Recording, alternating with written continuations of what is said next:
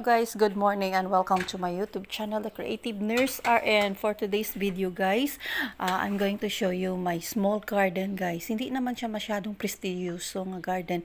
It's a very simple garden pero I'm amazed and I'm happy because if every time I will go home guys, nakita ko ang akong mga bulak, tapos makita mo ang beauty of the nature guys, nga magbuhi lang sila bisan wala sila'y alaga.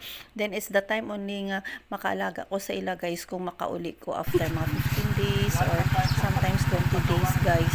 Pero nabuhi sila guys because of the nature. So may sariling ulan lang, tubig, then Sige! kanang malagahan lang siya because of the good soil lang good siya guys. So malipay ta guys because even though it's like that guys, it means that God is creating His powers, His glory para mabuhi ang mga tanong guys. So how much sa ato ang mga tao nga naga-pray sa iya ha, and sometimes we have no trust manggod sa Ginoo kay tungod trust ata o lang ta, then sometimes ang atong kabuhayan especially wala na din nakapasa sa kinabuhi guys. Sometimes Asa mo dagikan?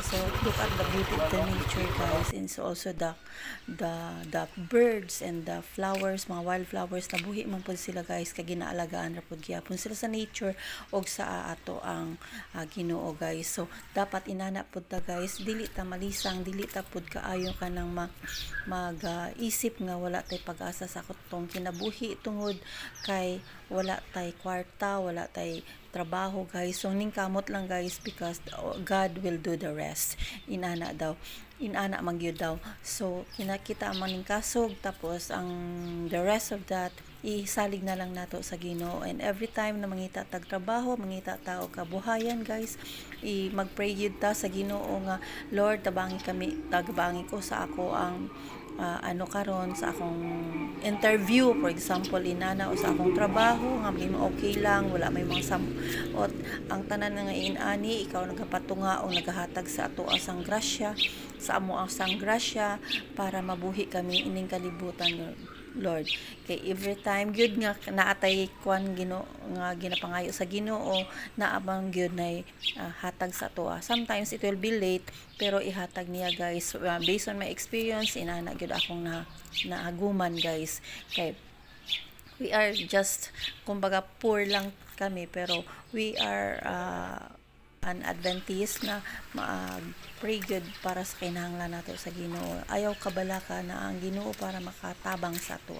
So it is same with the flowers guys, na nawawala akong stress pag mag-uli ko guys, kay nakita lang gud nako ning mga flowers na ko nga ginagmay, and even though it is common nga mga flowers pero they give us happiness, they give us kanang anti-stress kumbaga para maka proceed ta sa atong kinabuhi guys. So makatan-aw mo lang siya guys, malipay na ka kay naa siya mga lain-laing flowers, lain-laing kulay. So that is the power of God, the power of the Spirit of God nga naghatag og kanang sa ganini kanang good health food sa mga tanom, good na soil para mabuhi sila guys, bisan even though sometimes lang sila ginalagaan. So that's all for today guys. I hope nga malipay pod mo sa ako ang video karon og ma-inspire ka mo guys. Tanom-tanom lang tagbulak, tanom-tanom lang ta sa atong kaayuhan, sa atong mga isig ka tawo, og invest in ourselves guys. So that's all for today. Have a nice day and thank you very much. Bye bye.